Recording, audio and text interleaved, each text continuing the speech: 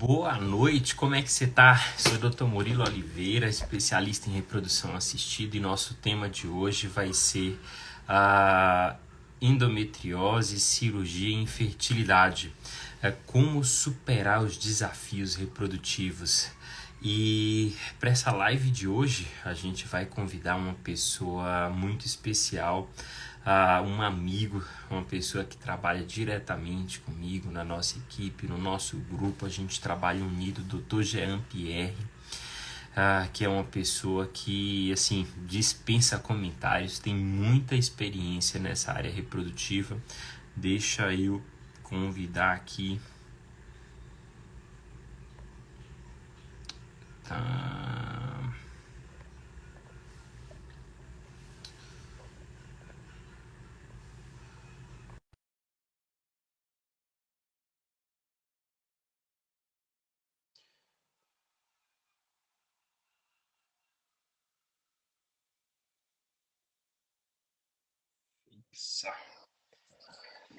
Prontinho, grande doutor Jean. Que Boa prazer noite. enorme. Que maravilha, Murilo. É sempre bom conversar, ter boas conversas e conversar com você, trocar ideias é sempre maravilhoso. Murilo, você, como sempre, uma pessoa maravilhosa, uma, uma boa expertise em todos os assuntos relacionados à reprodução assistida e conversar aqui um pouquinho com todos vai ser com certeza maravilhoso. Amém, gente. A doutor Jean é uma pessoa próxima, é um amigo, né? Assim que eu cheguei em Brasília em 2019, uma pessoa que me acolheu de braços abertos, tornou a Brasília uma segunda casa para mim, melhorou a receptividade, participou da minha formação nessa área reprodutiva. É um cara que opera endometriose pra caramba por vídeo, pioneiro aqui no DF, né, na cirurgia para endometriose em mais de 20 anos. Já participei de algumas cirurgias com ele, tive a honra de assistir algumas cirurgias, e o que o Dr. Jean faz é algo que é fora de série, né? E a recuperação dos pacientes é algo que mais impressiona às vezes as pacientes, né, no primeiro, no segundo dia após.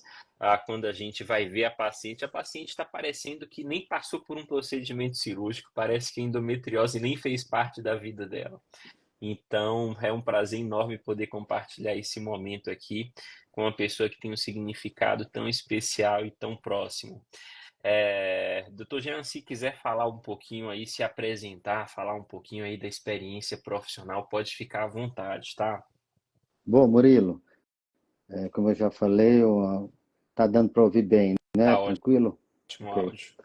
Bom, Murilo, então, eu também sou especialista na área de reprodução assistida, lido há muito tempo especialista na endoscopia ginecológica, com atuação muito forte na endometriose, né? Sou supervisor da residência em endoscopia ginecológica, o R4, lá no HMIB, que é o nosso hospital escola, e responsável técnico no Instituto Vério, que é a nossa clínica de reprodução assistida, que eu tenho um prazer enorme de compartilhar diariamente com você as nossas pacientes.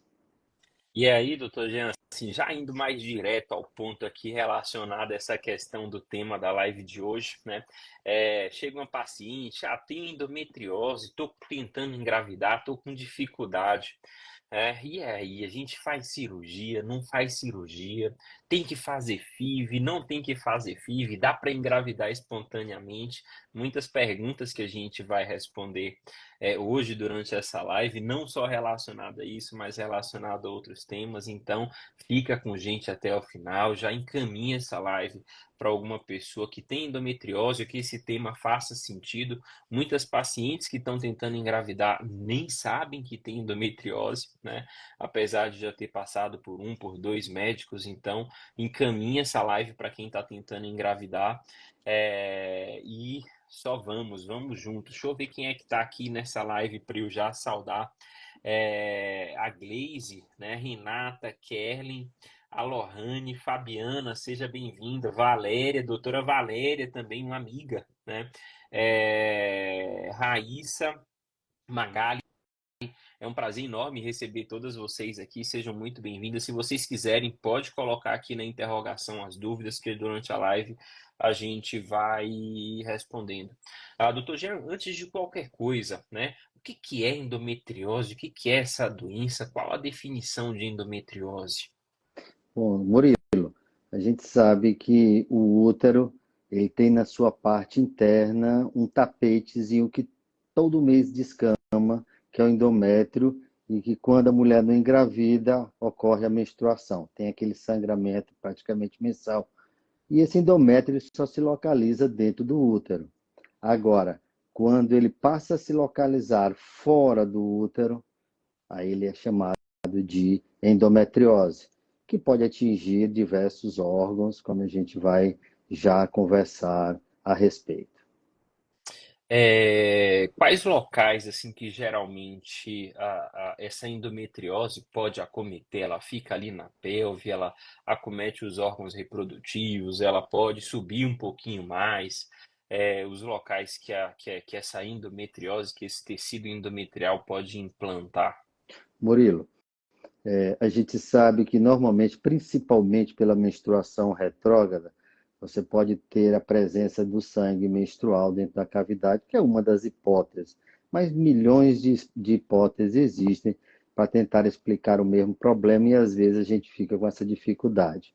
Mas a presença de focos de endometriose na região pélvica, principalmente, ele pode acometer diversos órgãos, como bexiga, intestino, o próprio útero, ovário, apêndice. E com isso, Murilo, ele pode provocar diversas sintomatologias por, vamos dizer assim, atingir esses órgãos. E o interessante, doutor Jean, é que às vezes a localização da endometriose ela pode direcionar para a sintomatologia da paciente, né? Então, às vezes, se ela cometeu o intestino, tem pacientes que durante a evacuação pode sair um pouco de sangue, né? Tem pacientes que às vezes essa endometriose ela pode gerar aderência e acometer o ureter, que é o caminho que liga o rim até a bexiga, né? E aí provoca hidronefrose, retenção urinária, às vezes dor em lugares específicos. Ela pode acometer nervo também, né? Aquela região pélvica ali, ela é muito inervada, então às vezes aquelas dores que irradiam para a lombar, que irradia para a perna, pode ser por conta de acometimento da endometriose. Isso que o senhor mencionou é uma das teorias, porque a gente ainda não sabe ao certo, né, o que causa isso e qual o mecanismo, o que que é essa menstruação retrógrada, né? A ideia da menstruação como essa camada interna do útero descama, é sair pela vagina. Só que às vezes esse sangue com tecido endometrial, ele ao invés de descer pela vagina, ele pode subir pelas trompas e cair na pelve. Então, ao invés de menstruar, entre aspas, para frente, a paciente menstrua um pouco desse sangue, vai para trás pelas trompas, cai na pelve e pode acabar implantando em algum lugar. Tem algumas pacientes, né? Tem até uma paciente minha relativamente recente que a gente deu o diagnóstico de endometriose na cicatriz de cesárea. Então, E é muito comum. provavelmente, pois é, provavelmente na manipulação da cesárea, algumas células do endométrio, né, ficaram ali naquela região da cicatriz e acabaram se proliferando. Tem as endometrioses que são mais atípicas, né? Que elas ficam e ela pode tecnicamente acometer qualquer lugar, né? Pulmão, por exemplo, enfim, pode ter um acometimento muito vasto. Mas o que predomina para a gente, né, é aquela endometriose que fica ali na região da pelve, porque ela acaba acometendo os órgãos reprodutivos, né? E como é que essa endometriose, doutor Jean, ela afeta a fertilidade?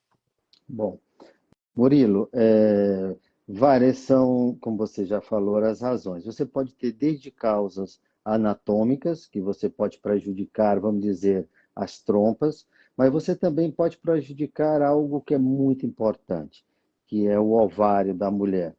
Nesse ovário que contém óvulos, que você pode prejudicar a qualidade desses óvulos, você pode prejudicar no processo de uma ovulação, na captação desses óvulos pelas trompas quando você tem processos aderenciais, e às vezes também até a migração desses espermatozoides você pode estar, vamos dizer assim, também prejudicando. Então, várias são as situações. A implantação desse embriãozinho, quando é formado, pode ter dificuldade para implantar nesse endométrio, que muitas vezes pode ser um endométriozinho que também esteja doente por alguma razão e que pode prejudicar esta implantação ou mesmo desenvolvimento, levando até mesmo processo de abortamento. E aquelas que engravidam também pode ter o seu processo futuro, vamos dizer, gestacional prejudicado algumas situações. Isso que o senhor falou, doutor, já é muito interessante. E eu costumo falar com os pacientes, né, que tem coisas relacionadas à fertilidade que a gente consegue investigar, a gente consegue avaliar, mas tem coisas que a gente não consegue investigar, não tem nenhum exame para a gente investigar, né? Por exemplo, o exame das trompas. Ele avalia predominantemente se as trompas estão pérvias ou se elas estão obstruídas e consegue dar uma ideia da anatomia das trompas, como é que está o posicionamento, se ela está retinha, ela está enrolada, que a gente chama de enovelamento, elas estão voltadas para cima, que é um processo de cefalização. Mas tem dois outros aspectos que a gente não consegue avaliar e a endometriose é um fator de risco para isso. Por exemplo, a trompa ela faz movimentos contráteis e ela tem cílios que auxiliam tanto na progressão do espermatozoide como no retorno do embrião. E aí, quando o senhor falou, né, a endometriose pode prejudicar a migração dos espermatozoides, me veio logo na mente, né, essa explicação que eu dou para os pacientes no dia a dia, porque de fato isso pode ocorrer e a gente acaba, né, depois que a gente exclui as possibilidades que são acessíveis, que os exames conseguem avaliar, a gente pode inferir que esses fatores estão acometidos, né, se a gravidez não vem para essas pacientes, né? É, e os sintomas, doutor Jean, quais são os principais sintomas que você vê dessas pacientes que chegam com endometriose ou com suspeita clínica de endometriose? Bom, Murilo, uma coisa muito importante é que se temos órgãos que estão acometidos, a endometriose, às vezes, ela funciona como se fosse uma colinha, né, dentro da própria pelve. Ela começa a formar processos aderenciais, processos inflamatórios, e o principal sintoma que nós temos nas nossas pacientes é o que nós chamamos de dor. Dor é o principal sintoma. Esse tem que chamar a atenção. Então, aquela paciente que tem dor na menstruação, eu sempre falo que a endometriose é a doença dos 6D, né, o Murilo?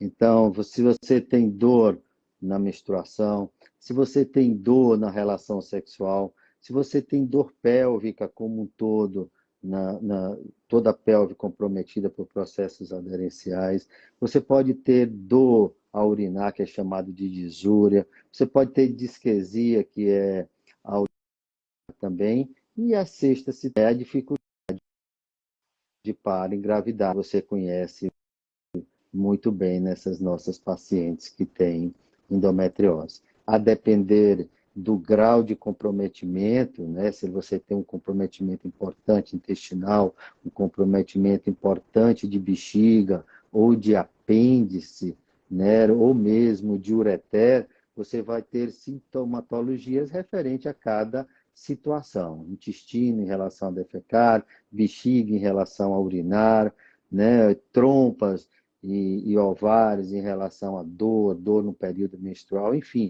são todas essas situações. Naquelas pacientes, Murilo, que você falou muito bem no início, que são aquelas pacientes com endometriose de cicatriz, de cesáreas, essa paciente a gente tem que lembrar que ela também tem dor todo mês na regiãozinha da cesárea e fica cíclico. Toda vez que ela menstrua, aquele localzinho que tem aquele carocinho lá no local da cesárea passa a menstruar também e passa a sentir dor. E que a gente tem que dar esse toquezinho para nossas pacientes para chamar a atenção. Porque muitas delas até têm e pensam que é por outras razões e nunca vai atrás do seu ginecologista. É, tem muitas pacientes que acham que é normal sentir dor, né? Infelizmente.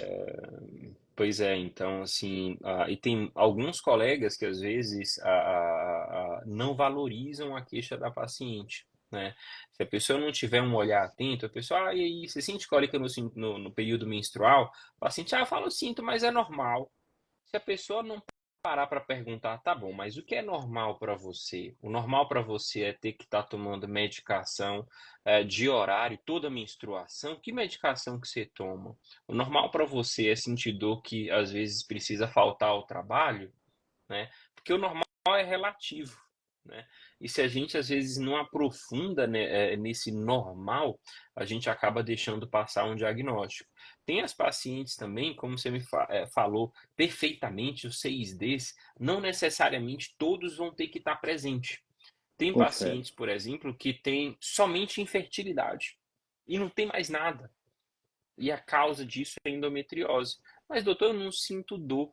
É porque nessa paciente, né, a endometriose pegou o espectro somente da fertilidade e não outros espectros. Algo que é muito relevante, que eu gosto de mencionar, doutor Jean, é relacionado ao diagnóstico, né? O diagnóstico, de certeza, a gente tem que fazer uma cirurgia na paciente, fazer uma biópsia do local acometido e mandar para biópsia, para anatomia patológica, né? Para o patologista falar, bom, esse tecido não estava dentro do útero e é compatível com endométrio. Só que a gente não vai fazer uma cirurgia em todo mundo, né, para dar o diagnóstico. Antigamente era mais comum, hoje em dia a gente não faz mais cirurgia, a gente tem uma tendência a cada vez mais ser minimamente invasivo. Então a gente dá o diagnóstico, na grande maioria dos casos, que a gente chama de presuntivo, que é um diagnóstico de probabilidade.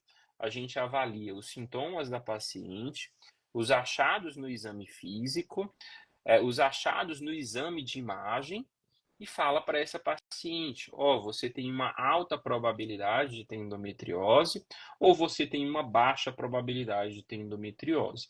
Por que eu gosto de falar e explicar abertamente isso? Porque às vezes a paciente faz um exame, faz uma ressonância magnética. E aí tem alguns achados inespecíficos na ressonância magnética. O mais comum deles, espessamento de ligamento pterosacro.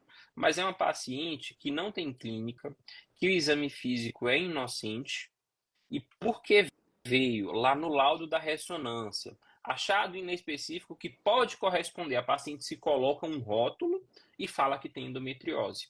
Então, esse diagnóstico que é dado é um diagnóstico de probabilidade.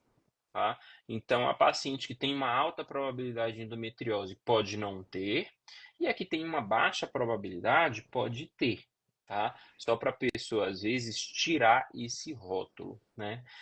E uma coisa que a gente vê na medicina moderna, doutor Jean, às vezes, alguns colegas modificarem a rotina e substituírem o exame físico por exames complementares.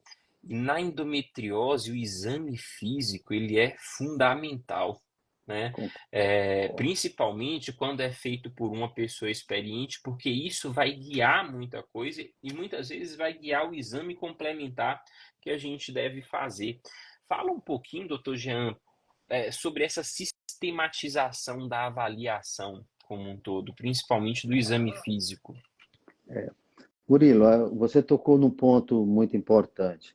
A mulher que tem endometriose com sintomatologia, eu sempre falo que ela é um livro com todas as páginas expostas. O médico só precisa ouvir, só precisa entender. E a Sociedade Brasileira de Endometriose foi muito feliz, porque hoje a gente não precisa mais ter que estar fazendo realmente cirurgia para falar, olha, você tem endometriose. E a gente tem que realmente conversar com as nossas pacientes, ouvir principalmente. O médico que ele pensar endometrioticamente falando, Murilo, ele vai dar o diagnóstico, muitas vezes já presuntivo, como você já falou, no própria anamnese, quer dizer, na conversa com a paciente. em que ela vai falar da sua sintomatologia, de todas as situações. Um outro ponto importante, que é tudo interligado, tem a anamnese e tem também o quê? O exame físico, que consiste em quê? Você examinar a paciente como um todo, examinar se tem cicatrizes na região pélvica por procedimentos cirúrgicos ou não, por alguma eventualidade, e perguntar se tem alguma sintomatologia na parede pélvica, principalmente. Mas o exame mais importante que nós temos, exatamente porque você já falou que nós temos a menstruação retrógrada e pode ter implantes de endometriose ao redor do útero, ao próximo ao útero, em ovários, ou no intestino, ou na bexiga, atrás ou na frente do útero. O toque vaginal no exame ginecológico ele é de fundamental importância, porque muitas vezes, em mais de 85% das vezes, a localização da endometriose com lesão palpável estará ali. E se o médico fizer uma boa avaliação, ele está dando o diagnóstico com muita precisão ou encaminhando para exames complementares. Como o próprio nome está dizendo, né, Murilo? Os exames complementares é para complementar uma hipótese diagnóstica que a gente tem. Mas, infelizmente, ainda hoje, nós temos pessoas ainda tratando o exame, não tratando a paciente, que é um erro, né? A gente tem que começar a, como é que se diz, correlacionar a anamnese, o exame físico com achados importantes e os exames complementares que a gente pode estar discutindo quais seriam eles para que a gente possa estar dando esse diagnóstico. Mas o exame físico, principalmente com o toque bimanual e bem feito, aquele toque que às vezes a paciente nem sente que foi tocada, diz, não, doutor, ele fez um toque muito simples. Esse praticamente não dá muito diagnóstico, você tem que ir em pontos realmente importantes, no fundo de saco posterior, no fundo de saco anterior, lateral, e ter esse toque mais profundo vai na busca, né, de lesões. E quando você encontra essas lesões, Murilo, é muito importante você anotar essas lesões e quando for fazer o pedido do seu exame complementar, você tem que anotar isso e pedir para o radiologista ou para o ecografista especializado em endometriose, que isso é outro ponto importante. Quem é que está fazendo esses exames complementares, sejam ele ecografia com preparo intestinal, seja uma ressonância com preparo intestinal pélvico, quer dizer, tudo isso necessita e é importante porque é operador dependente, não tem jeito, sabe, Murilo? E isso é de fundamental. Agora, a gente tem que também, o médico tem que anotar e direcionar os nossos radiologistas ou quem lida com a imagem para buscar prováveis lesões nessas regiões. Doutor Jean, isso que o senhor falou é fundamental, né? E me fez lembrar de um caso que foi bem interessante, né? Porque geralmente quando eu faço o exame físico do paciente, né? E eu noto algum ponto suspeito, eu de fato escrevo, né? Para o colega que for fazer a ressonância ou ultrassom com preparo, né? Dá uma olhada um pouco mais atenta nessa região. E em um determinado ponto paciente, eu acabei esquecendo, né? E dei só o pedido, mas assim, eu anotei no prontuário. Quando a paciente voltou com o exame estava normal. Aí eu falei, não, gente, mas espera aí. Eu tinha notado a nodulação ali. O que que era ali? Será que era alguma coisa? Eu reexaminei a paciente, de fato tinha uma nodulação ali em fundo de saco. E aí eu liguei para o colega, o paciente tinha feito uma ressonância, né? Ressonância, às vezes, né, tem esse ponto positivo, que é um exame que pode ser revisado a todo momento. É, e aí, quando eu conversei com o colega, eu falei, ó, nesse ponto, nesse lugar, eu notei uma nodulação. Você viu alguma imagem aí? Ele utilizou alguns artefatos, ele falou, Murilo, é o seguinte, a gente na ressonância não tem tanto contato com a paciente. E é uma responsabilidade muito grande quando a gente coloca um diagnóstico lá embaixo, porque às vezes a paciente carrega esse rótulo para a vida toda. né? De fato, eu tinha olhado essa região, eu fiquei na dúvida, mas a minha impressão é que não era nada demais. Mas você me ligando, falando do exame físico, falando da história da paciente, eu concordo com você. Eu vou modificar o laudo e vou colocar, né, o achado como compatível com a lesão de endometriose. Então, assim, não é o exame em si, né? A gente precisa de um contexto como um todo para poder fazer um diagnóstico e a importância da comunicação entre a equipe. Porque se forem pessoas desconexas, a gente perde a parte clínica, a gente perde o raciocínio, né? Então Isso é real, sabe, Murilo?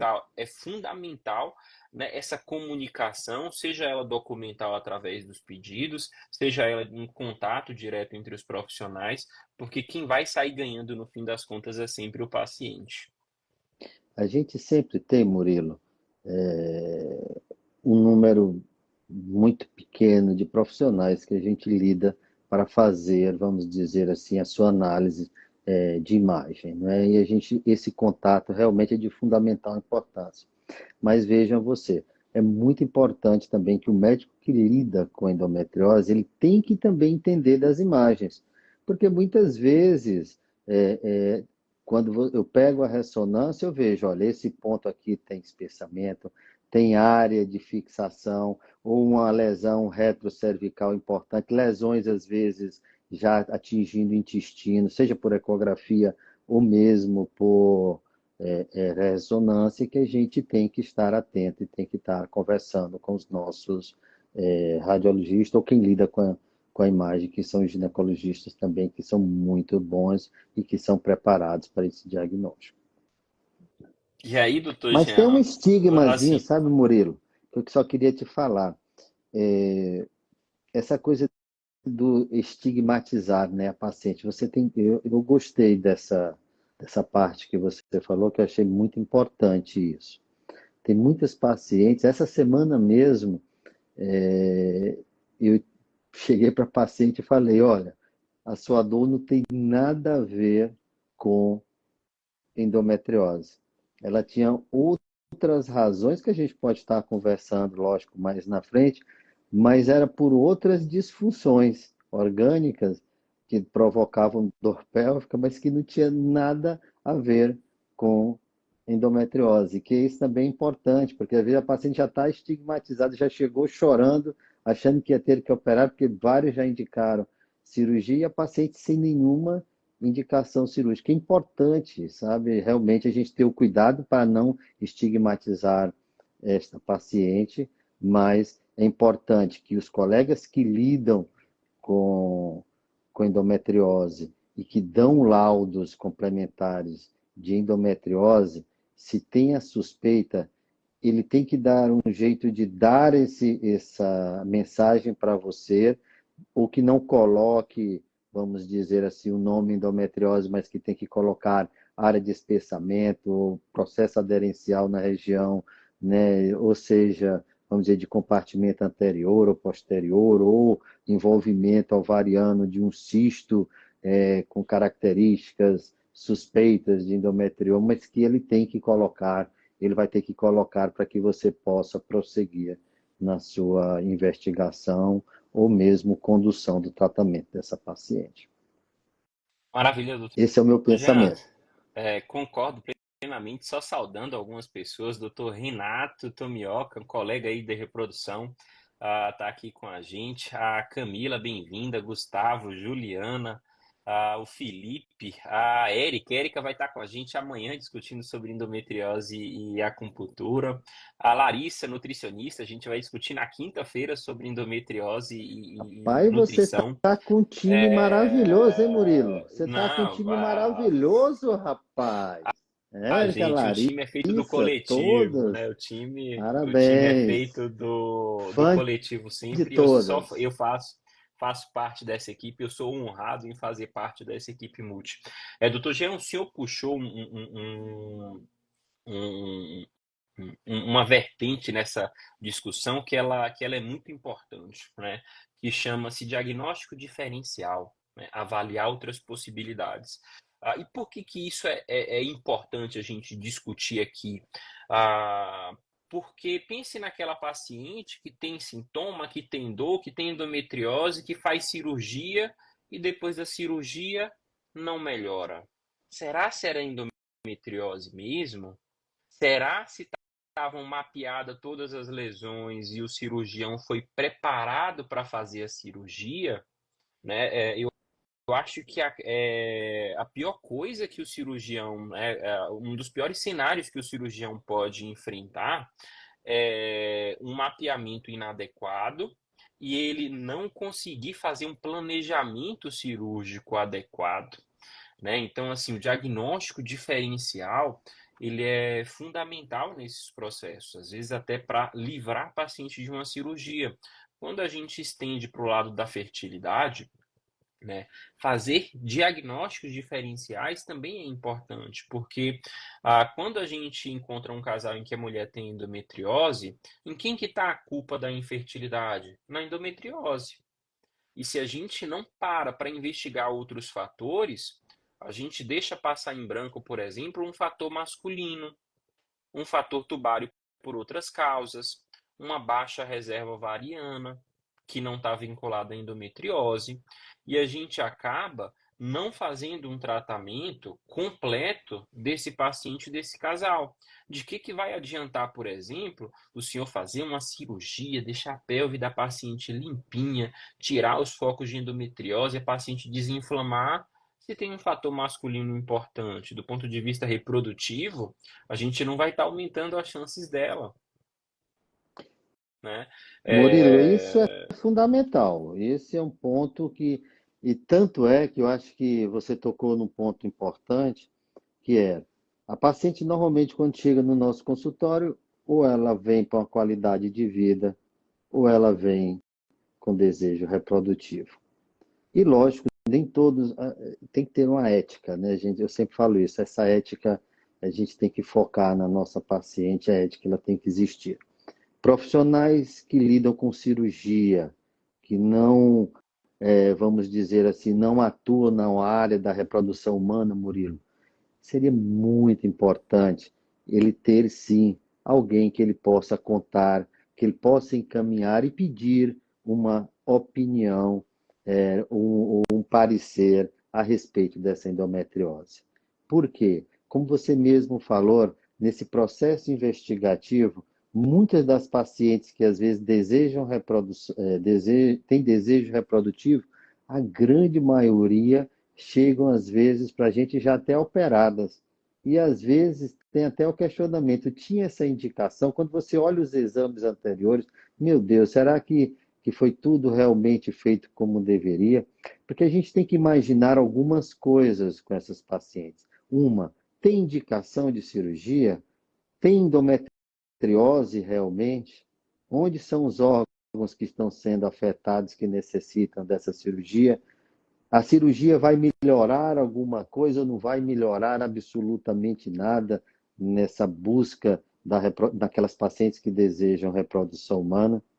Ou se ela melhora, vai ter diferença entre fazer só um tratamento para engravidar ou ir para uma cirurgia? Ou faz um tratamento para engravidar e depois vai para a cirurgia para resolver? É tão complexo a coisa que precisamos ter essa união. Acho que é mais do que importante. E lives como essas servem exatamente para que a gente possa estar falando para todos, os que lidam com cirurgia, que tenham, vamos dizer assim, profissionais que possam contar, que possam mandar seus pacientes para ter um parecer e vir com um retorno dizendo o que acha melhor ou não em relação àquela situação, como também o inverso, né?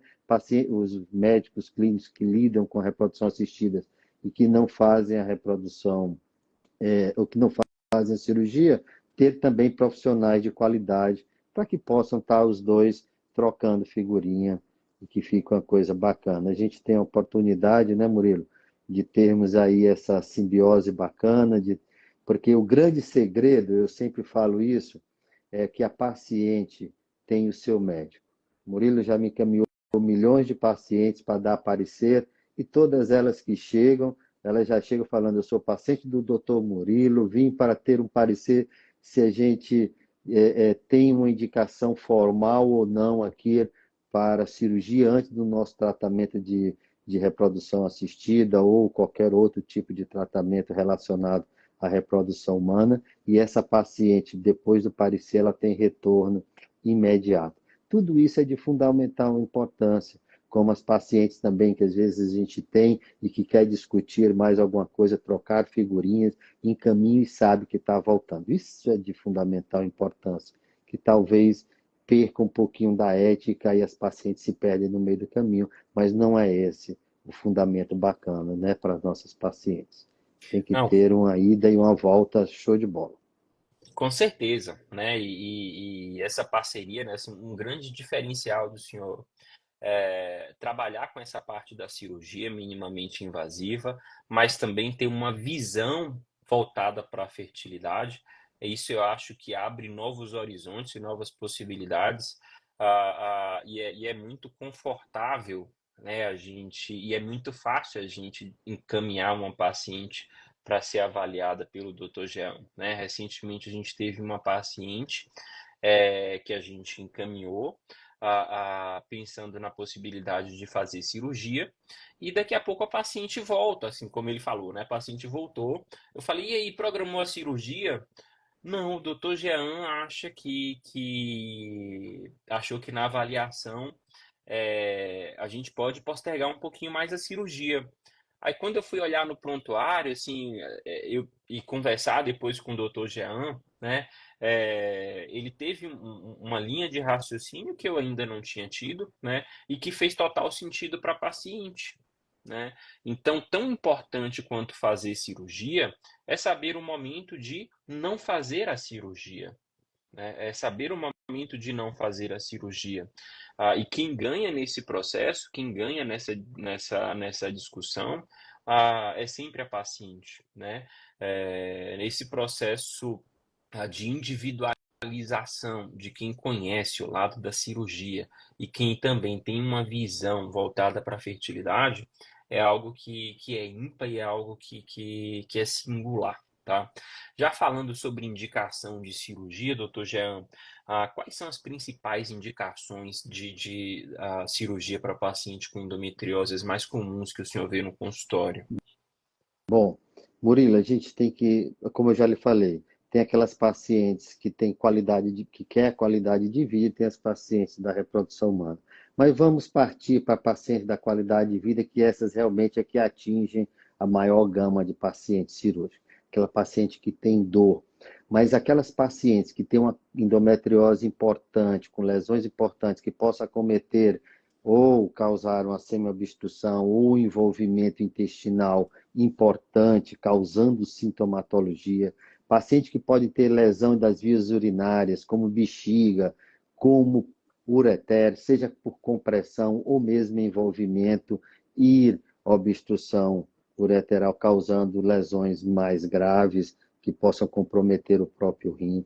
Pacientes que podem ter comprometimento ovariano de extrema importância, que a gente precisa aí ver para que lado é que nós vamos, faz um congelamento de óvulos antes, ou é uma paciente que você não tem acesso a esses ovários, para que a gente possa realmente fazer essa captação e de ter com isso óvulos para você trabalhar. Então, as principais mesmo são envolvimento de órgãos como intestino, bexiga, apêndice e alguns casos de ovário, seja ele bilateral ou unilateral, para que a gente possa discutir para não causar comprometimento dessa reserva ovariana.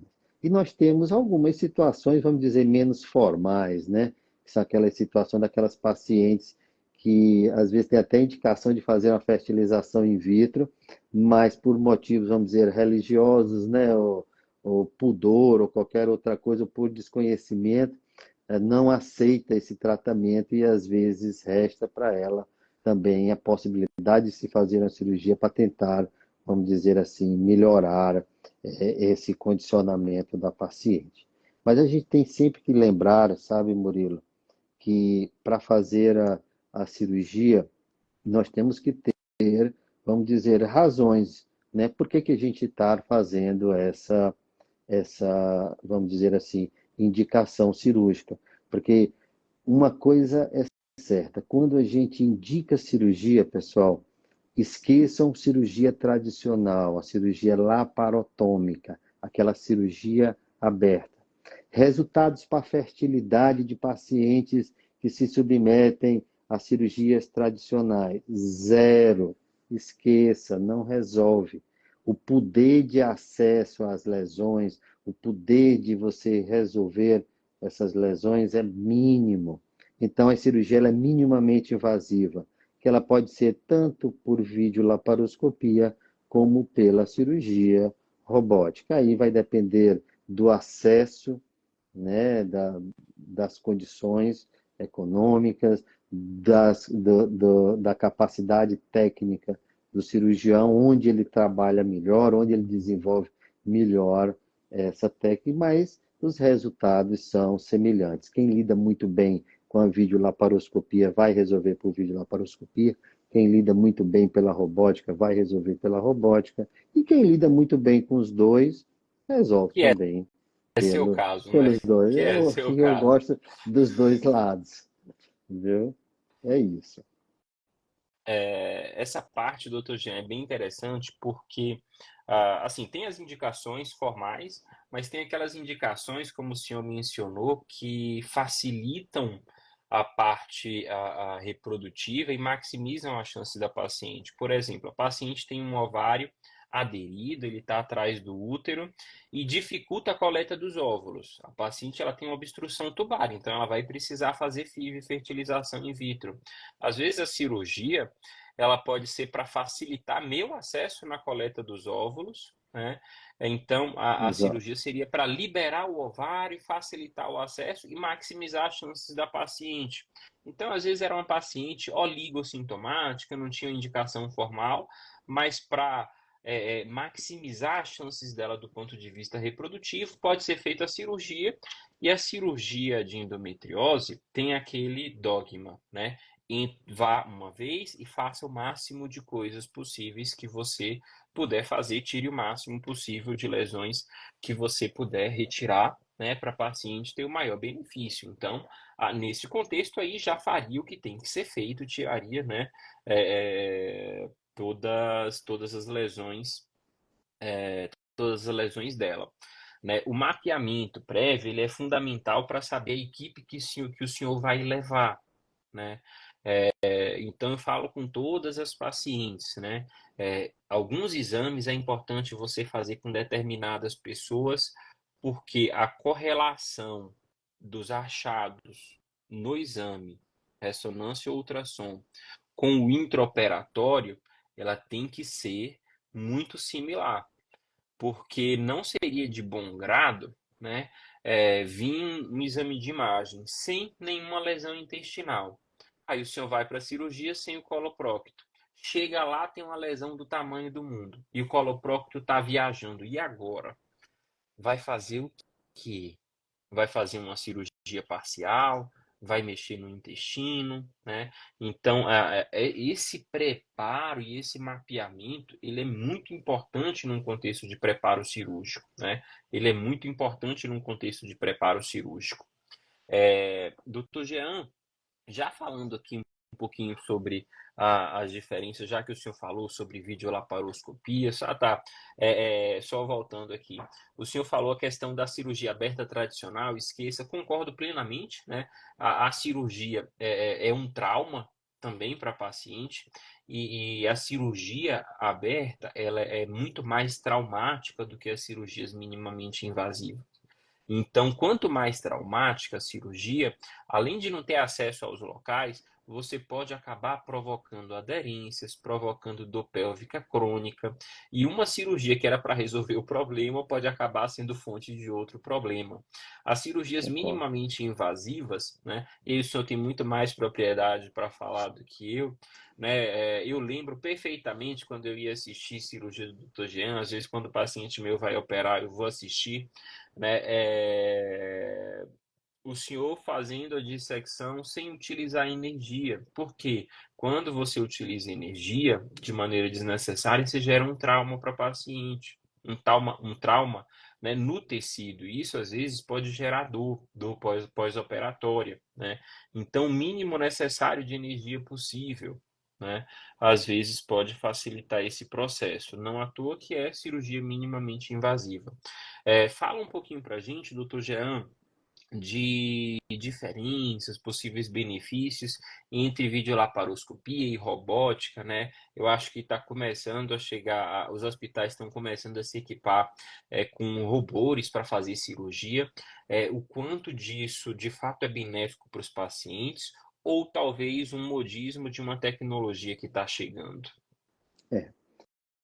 Bom, a primeira coisa que a gente tem que ter em mente, Murilo, seria na videocirurgia, seja ela robótica ou seja ela por videolaparoscopia. Primeiro seria qual seria a função principal da gente estar pensando muito na cirurgia minimamente invasiva. Não é pelo fato dela ser minimamente invasiva que ela não seja também invasiva e que não seja agressiva. Por isso que é importante a expertise do cirurgião. E a expertise do cirurgião e da sua equipe está diretamente relacionado a resultados. Porque quando a gente opera uma paciente, o que a gente visa com a cirurgia? Primeira coisa que a gente tem que ter em mente é a exegese das lesões, né? Retirar o que você tem que realmente retirar, todas as lesões de endometriose, e com isso bloqueando a progressão desta, vamos dizer assim, da doença. Eliminar a sintomatologia. É muito importante isso. A paciente tem uma queixa de dor. A gente tem que saber mapear, tem que entender que tipo de dor realmente é essa, onde está localizada e o que é que você tem que fazer para tentar, vamos dizer, resolver.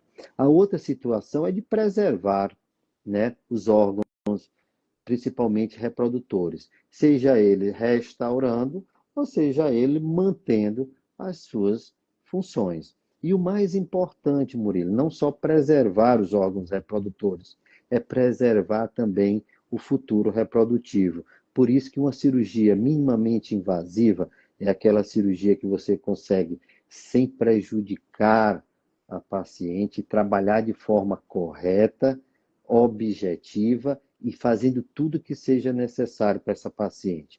A videolaparoscopia e a robótica. O que é que trabalha lá dentro? São pinças. São pinças que trabalham lá dentro. E estas pinças, Murilo, elas podem ser, pela laparoscopia, o próprio cirurgião trabalha com essas pinças. Aí é expertise do cirurgião. No robô, o cirurgião ele opera o robô e o robô opera com as pinças. Então, em resumo, independente de qualquer coisa, o robô não opera sozinho. Tem que ter a inteligência humana, a capacidade humana. Então, ele tem que entender de anatomia, tem que entender de fisiologia, de fisiopatologia e, como você falou, da energia, seja ela ultrassônica, ou bipolar, ou monopolar, que são situações que você vai precisar trabalhar com ela, seja para corte, seja para coagulação, ou seja para qualquer situação. E as duas, na grande maioria da endometriose, na maioria esmagadora, operar por videolaparoscopia ou operar por robô, o resultado é semelhante. Lógico que você está no robô, você está ali fora, está tranquilo, está relaxado, fica só trabalhando como no joystick, o cansaço vai ser bem mais, vamos dizer assim, a cirurgia corre mais tranquila. Naquelas pacientes que podem ter lesões diafragmáticas, trabalhar com robô, você doca ele em posições especiais, talvez você tenha um benefício. Mas na endometriose pélvica como um todo, um bom cirurgião laparoscópico, um bom cirurgião robótico, vocês vão ter, vamos dizer assim, os resultados são semelhantes. Operar um, operar o outro. Aí você só precisa entender da plataforma para você ter o máximo possível. Agora, a gente tem que lembrar sempre, na questão não é dizer, eu opero por laparoscopia endoscopia ou opero por robô, Murilo? É a ética com a paciente. É você fazer uma cirurgia que realmente você beneficia a paciente. Essa coisa de você chegar lá, olhar para a cirurgia lá dentro, e dizer, olha, a senhora tem um comprometimento importante no intestino, nos ovários, eu parei por aqui, eu resolvi não lhe operar. Não, o cirurgião, nós já temos que entrar com toda a estratégia cirúrgica montada. Quem lida com endometriose, ele já tem que entrar na cirurgia com toda a sua equipe, seja ela composta por proctologista, seja ela composta por urologista, mas você tem que entrar completo. Então, não tem essa de você chegar lá, não, eu vou olhar, chegando lá, eu vou decidir o que fazer. Tá errado, Murilo. Você está entendendo, Murilo? Totalmente errado. Tem que fazer o que tem que ser feito, resolver o problema da paciente. Tem recidiva? Tem. Você pode ter aí, é, é, de todas as pacientes operadas, você pode ter uma probabilidade de 10% aí ter alguma presença de focos de endometriose, principalmente as que operam muito cedo, e a depender de como é feito. Por isso que é importante operar e operar bem feito, porque quando se deixa a lesão, Murilo, é um tiro único, né? A Sociedade Brasileira de Endometriose, ela trabalha muito isso, tanto com médicos e agora também falando muito com as nossas pacientes e dando essas informações. É uma cirurgia de tiro, né? Tem que ser um tiro certeiro, um tiro único, né? One shot, quer dizer, um tiro certeirinho, tem que ir e resolver o problema dessas pacientes. Até porque uma segunda cirurgia, tecnicamente, ela é mais difícil do que a primeira, né? Uma terceira Total. cirurgia é mais difícil do que a segunda. E aí acaba aumentando o risco de complicações, né? Doutor Jean, fala pra gente, assim, eu sei que a taxa de complicações pós-cirurgia do senhor beira zero, né? Mas fala um pouco para a gente, a título de curiosidade, né? Quais são as complicações mais comuns que podem acontecer numa cirurgia, até porque tem, assim, diversos pacientes que são acompanhados por outros médicos, então é importante falar sobre possíveis complicações e, às vezes, se possível, como evitá-las. Interessante essa pergunta, Murilo, porque às vezes a cirurgia nem é tão complexa, mas a depender do que é feito na cirurgia, você pode ter um problema grave no futuro dessa paciente. Por exemplo, paciente que tem endometrioma de ovário. O que é endometrioma? É uma versão cística da endometriose no ovário. Quer dizer, é um cisto de endometriose no ovário. A depender de como é feita a cirurgia, da expertise da equipe cirúrgica, você pode comprometer toda uma reserva ovariana dessa paciente. Você pode até fazer uma cirurgia que pode não trazer nenhum, vamos dizer, problema mais grave para pacientes em termos de cirurgia propriamente dita, né? Intercorrência durante a cirurgia, mas ela pode trazer um problema grave, que é a perda da sua reserva e, consequentemente, o seu futuro reprodutivo está comprometido. Às vezes, qual é esse valor vai depender de quem é que eu estou conversando, né? Se é com a paciente que não tem desejo reprodutivo e comprometeu a reprodução humana, ou é aquela paciente do Dr. Murilo que deseja uma gravidez e que está indo para o médico cirurgião e ele tem que se preocupar, sim, com o futuro reprodutivo dessa paciente. Então, tudo tem a ver. A outra situação, você entender de anatomia, porque os vasos, você pode estar lidando com o intestino, com o ureter, com qualquer estrutura, e se você compromete essa vascularização, você pode causar uma isquemia, você pode causar uma deiscência, quer dizer, tudo que você trabalhou, você fez uma anastomose intestinal, ali você, se der um problema mais grave de qualidade de dissecção, você pode ter uma fístula, você pode ter uma deiscência da sutura na qual você trabalhou esse local e pode vir ter comprometimentos importantes, né? E essas duas, principalmente fístulas e deiscências das suturas desses órgãos, vai prejudicar diretamente a qualidade de vida da paciente. Pensa você, uma paciente que deseja uma gravidez e vai para uma cirurgia e sai de lá com. Pode acontecer, mas a taxa ela é mínima em mãos experientes. Menos de, você pode dizer, gira em torno de 1%. De cada 100 pacientes, 99 sai tranquilo e uma pode ter alguma intercorrência nesse aspecto. É baixa se você tiver com a equipe especializada. Isso daí é igual a oncologia. Se você tiver equipe especializada para fazer determinada cirurgia do câncer, especializado naquilo, que o que faz a perfeição é a repetição, Murilo. Então, quanto mais você trabalha, quanto mais você opera, o poder de resolução fica perfeito nestas pacientes. As intercorrências, eu falo intercorrências, elas podem realmente existir, é fato, pode estar inerente à condição humana, né? Seja problemas anestésicos, intercorrência cirúrgica, tudo isso pode acontecer, mas ela consegue ser mitigada, ela consegue ser diminuída bastante quando você entende de anatomia, de fisiologia, da fisiopatologia e de toda o maquinário que você está trabalhando. Isso é fato. Isso é fundamental, doutor Jean. Por sinal, né, foi assistindo às cirurgias do doutor Jean, tem muitos conceitos da época da faculdade lá, não vou nem falar quantos anos atrás, né, porque a gente já começa a denunciar a idade, que a gente veio entender sobre anatomia pélvica, né?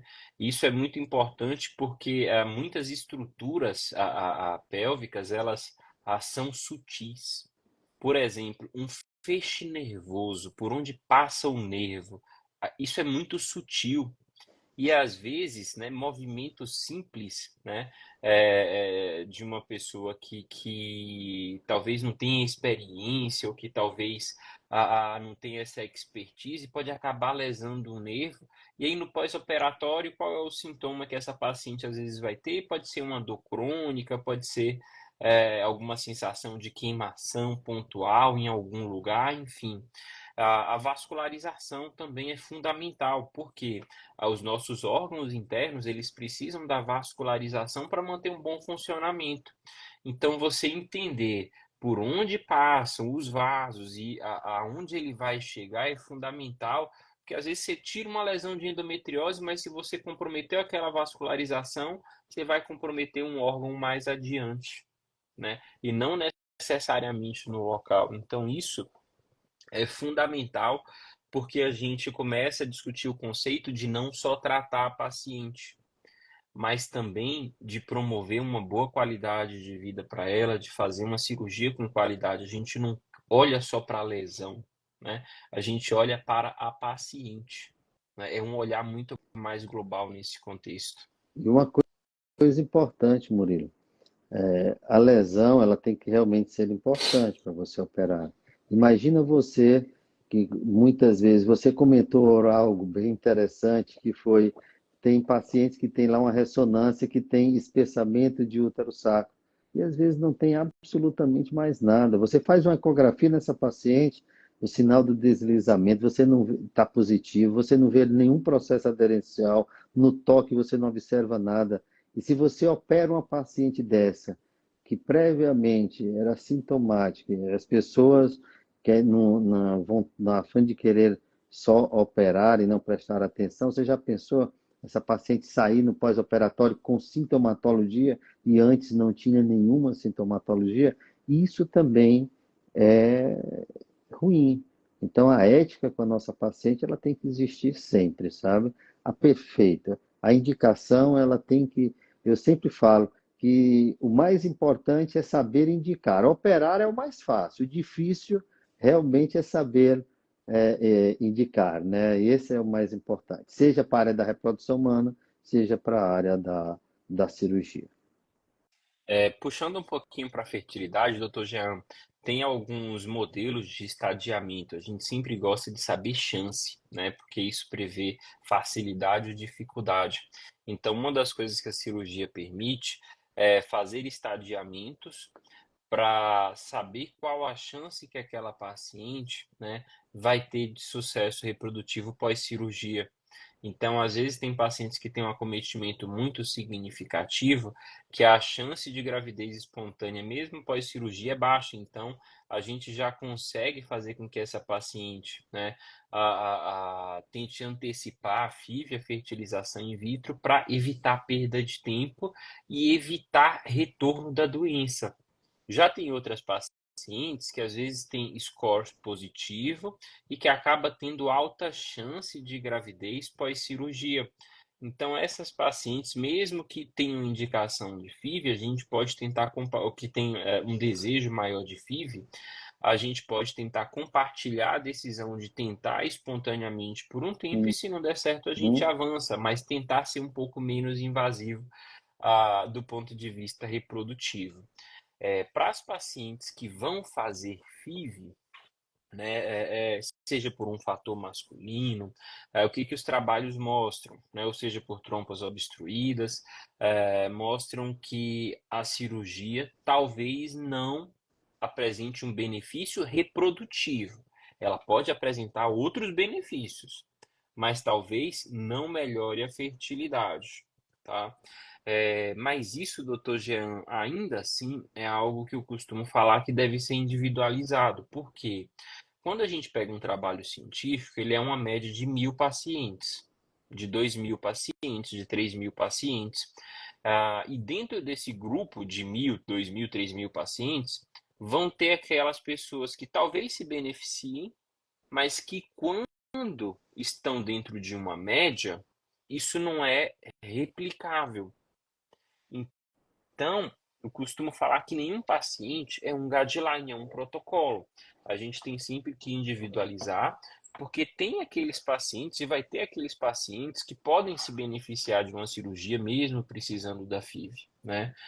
Nenhum paciente é uma média. Então, esse processo de individualização, esse processo de a, a, da prática do dia a dia pode favorecer, a, ajudar os pacientes a tomar essas decisões. E aí, doutor Jean, a gente sempre fica com aquela dúvida, né? Quando o paciente chega com endometriose e tem infertilidade, já está tentando por um tempo. O que que a gente faz? A gente faz só cirurgia e tenta espontâneo? A gente faz FIV e transfere, não mexe com cirurgia?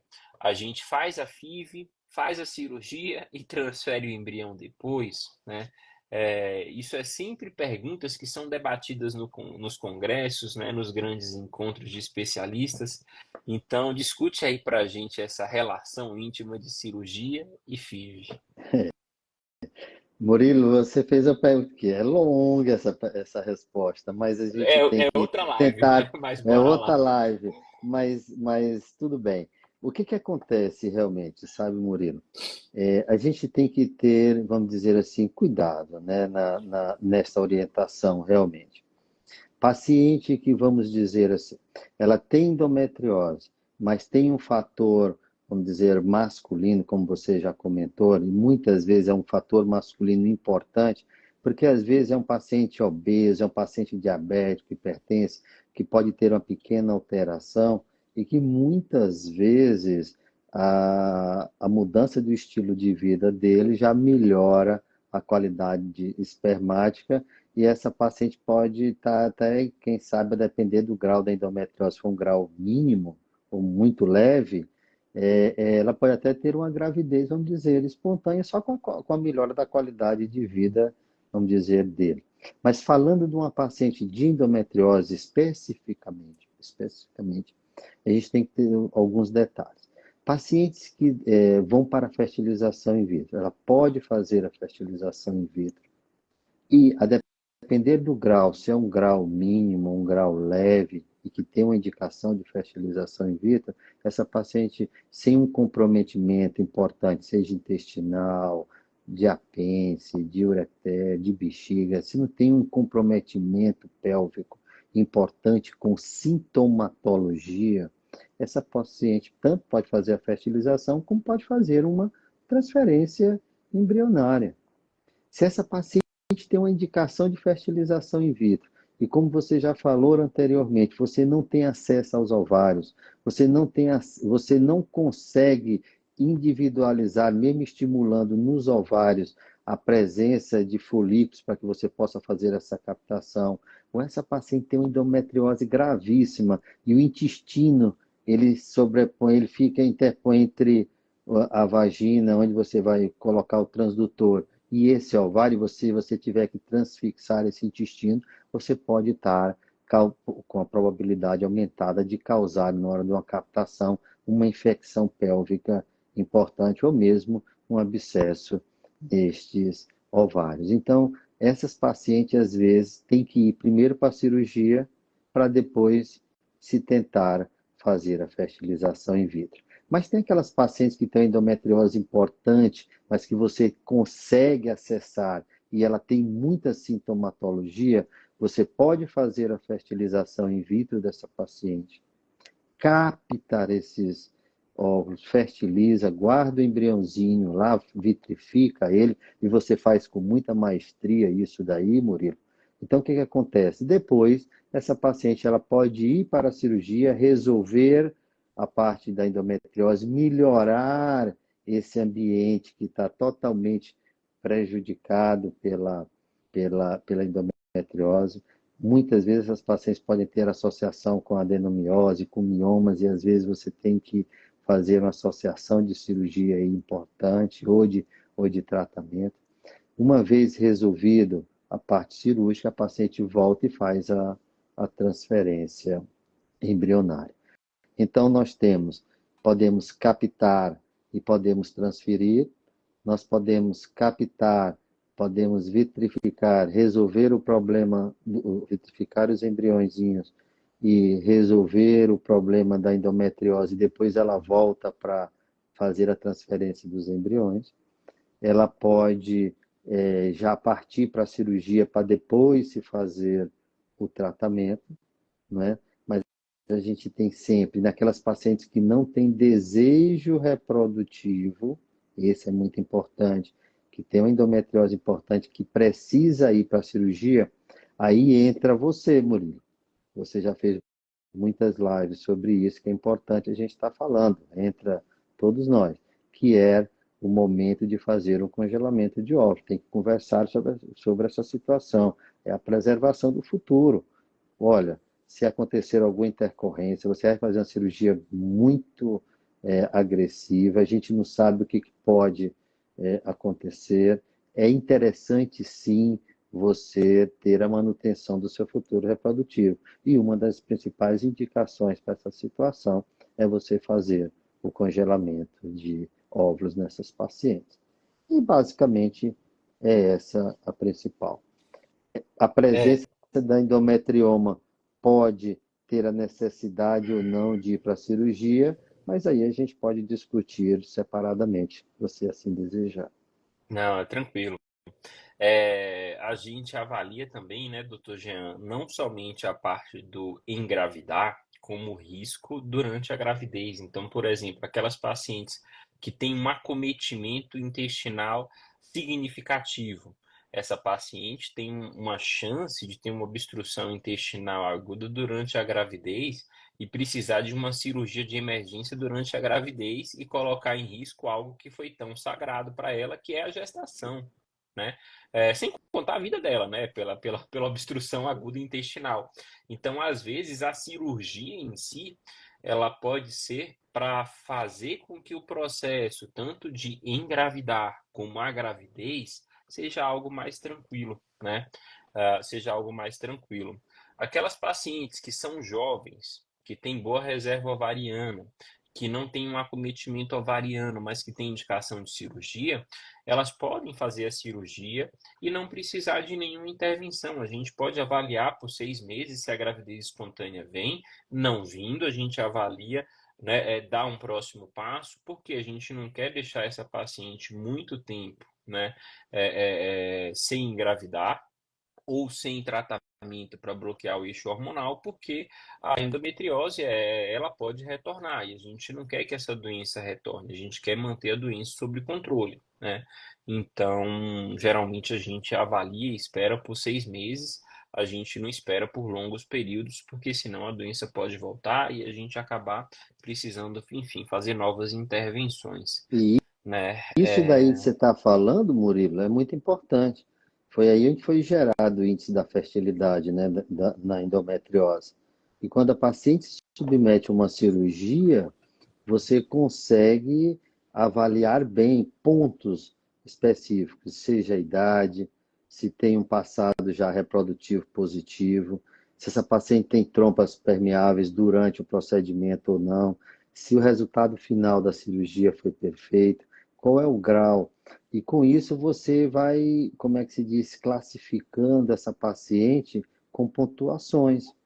Pontuações essa que determinados scores faz com que a gente pense para essa paciente quando está com a idade bacana, tem uma reserva ovariana que não ficou comprometida, as trompas, né, patentes, de repente também o fator masculino também tudo ok, essa paciente tem tudo e ela vai se beneficiar nos primeiros 6 meses com uma possibilidade de uma gravidez positiva e natural, muitas vezes. E tem paciente que tem um score muito comprometido, né, com trompas, útero, idade avançada, reserva, e quando você faz essa avaliação mesmo cirúrgica, você já pode estar dando sinal para o clínico chegar e falar, olha, meu amigo, o resultado aqui, a probabilidade ela é muito baixa para uma gravidez natural. Seria interessante, doutor Murilo, você ir lá e já fazer a sua fertilização e garantir logo um bebezinho em casa para essa paciente. Então, tem como ter esse intercâmbio bacana, cirurgião e clínico, sabe? Isso é de fundamental importância. Eu vou só comentar uma situação de uma paciente sua, que ela fez, foi para consulta, essa foi uma outra, e você fez a fertilização in vitro, não precisou fazer no primeiro momento a cirurgia de face, porque ela não tem comprometimento, e você fez a fertilização in vitro, você fez a transferência da paciente engravidou de primeira, e só depois ela voltou lá no consultório, mas ela já voltou totalmente, Murilo, diferente. Quando ela chegou quando ela chegou com o bebezão lá, foi tudo, doutor Jean-Pierre, agora eu estou tranquila para me submeter o que for preciso para resolver o meu problema da endometriose. Mas a gente sabia que antes ela não tinha uma endometriose que pudesse trazer, como você falou, consequências durante uma gravidez ou consequências para ela que pudesse prejudicar não só o bom andamento da gravidez, como alguma intercorrência que viesse a pôr em risco a vida do binômio mãe, né, filho. E ela depois fez a sua cirurgia e que ficou realmente perfeito. E isso é que é o bacana, é que também você não esqueceu. E mesmo depois do que a gente conversou, você mandou, agora vamos lá resolver a endometriose de uma forma tranquila, mas já foi com outro pensamento. E isso é bom. Isso se chama ética, é quando o profissional atinge o seu grau máximo de maturidade, seja ela pessoal, seja ela profissional. Entendeu, Murilo? Com certeza, doutor Jean. Eu acho que é o que nos guia, né? Eu acho que a gente é guiado por princípios, né? E esses princípios, eles cada vez mais têm favorecido tanto o respeito interprofissional como o respeito ao paciente. Isso favorece muito o processo que a gente tem, e a gente fala todo dia de individualização do processo.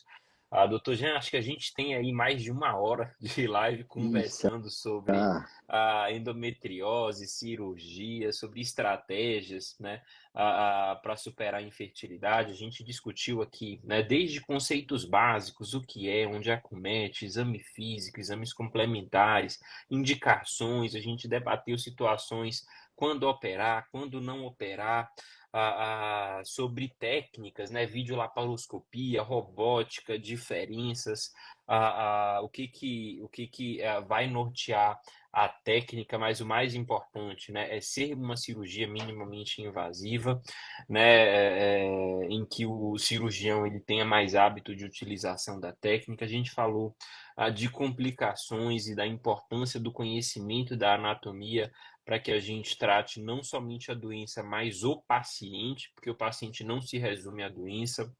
A gente falou sobre a relação, a estreita relação entre questões relacionadas à cirurgia e à FIV, quando fazer só cirurgia, quando fazer FIV, cirurgia e transferência, quando fazer cirurgia e FIV, quando fazer só FIV, né? A gente falou também um pouquinho sobre cirurgia e a relação com a gravidez espontânea, principalmente discutindo sobre o índice da fertilidade. Revisando assim esses tópicos, a gente discutiu muita coisa. Eu acho que o pessoal aí deve, quem não entrou no meio para frente, deve voltar na live, assistir desde o início, vai ficar gravado. Doutor Jean, eu vou deixar para o senhor fazer as considerações finais e depois eu vou falar alguma coisa sobre, fazer meu fechamento e falar sobre as próximas lives que eu vou estar fazendo aqui no canal. Murilo, nós estamos realmente felizes, né, de estar participando tão intensamente, que não seja só no mês de março, que não seja só o mês amarelo, para a gente estar fazendo essas lives ou passando para as nossas pacientes informações tão importantes que sejam no decorrer do ano, seja por mensagens, sejam por jornais, folders, independente de qual comunicação. As pacientes têm que ter ciência de uma patologia que ela é causa de saúde pública. São muitas mulheres no Brasil. Se a gente for analisar, são mais de 7 milhões em 2022, a estatística mostrando, é muita gente acometida por uma patologia e menos de um terço dessas pacientes tem, às vezes, até acesso a tentar dar um real diagnóstico.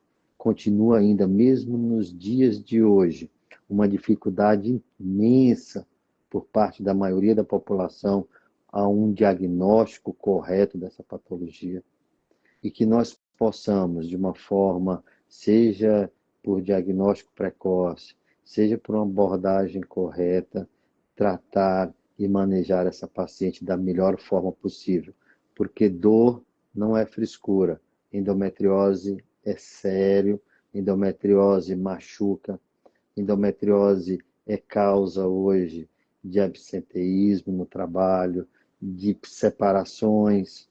Milhões de mulheres têm separações por conta da dor pélvica, por conta da dor na relação sexual e muitas vezes perdem casamento, se prejudicam, sofrem bullying no trabalho porque acham que ter dor é frescura e não é frescura.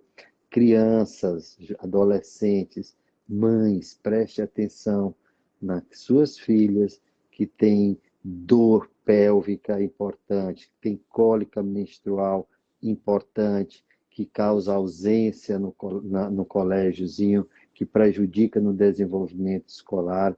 Preste atenção e corra atrás para ver se não tem uma endometriose por trás de tudo isso. Mas, Murilo, é isso. Eu acho que a endometriose é um caso de saúde pública, mas nós temos sim, todos juntos, formando uma grande corrente, ginecologistas, nutricionistas, fisioterapeutas, personal para estar botando aí e mudando a qualidade de vida das nossas pacientes para que realmente elas tenham qualidade de vida e que possam também ter seus filhos com sucesso. É isso que eu tenho que passar, que eu posso tentar passar no curto espaço de tempo. Murilo. Maravilha, doutor Jean. Mais uma vez, muito obrigado, né? Essa live ela foi sensacional.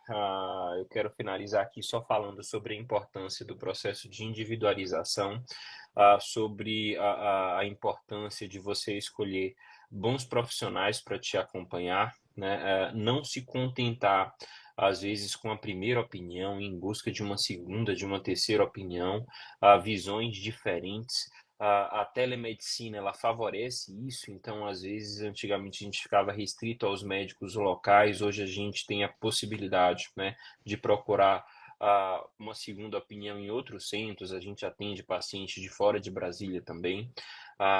Então a gente isso aproximou bons profissionais dos pacientes. Uma equipe multi, ela é fundamental nesse processo, é por isso que eu preparei essa série de lives. Semana passada conversei sobre endometriose FIV, hoje endometriose cirurgia, amanhã endometriose e acupuntura, na quinta-feira endometriose e nutrição, na semana que vem a gente vai conversar sobre o controle da endometriose, e a gente vai conversar também sobre endometriose e preservação da fertilidade. Estou discutindo ainda duas lives bônus aí que eu vou deixar mais para frente para anunciar, porque eu acho que trazer esse assunto a público, à tona, né, gratuito para você, né, promover o autoconhecimento, né, é algo que é uma ferramenta poderosa e pode te ajudar nessa jornada. Então, gostaria de finalizar hoje agradecendo um amigo e irmão que a vida me deu, que é o Dr. Jean, agradecendo a vocês por estar assistindo a gente aqui e reforçar mais uma vez, encaminha para as pessoas que você acredita que esse conteúdo possa fazer a diferença, porque ele pode transformar a vida de uma pessoa. Doutor Jean, um forte abraço, uma excelente noite e amanhã estamos juntos lá na clínica. Parabéns, Murilo. Amém.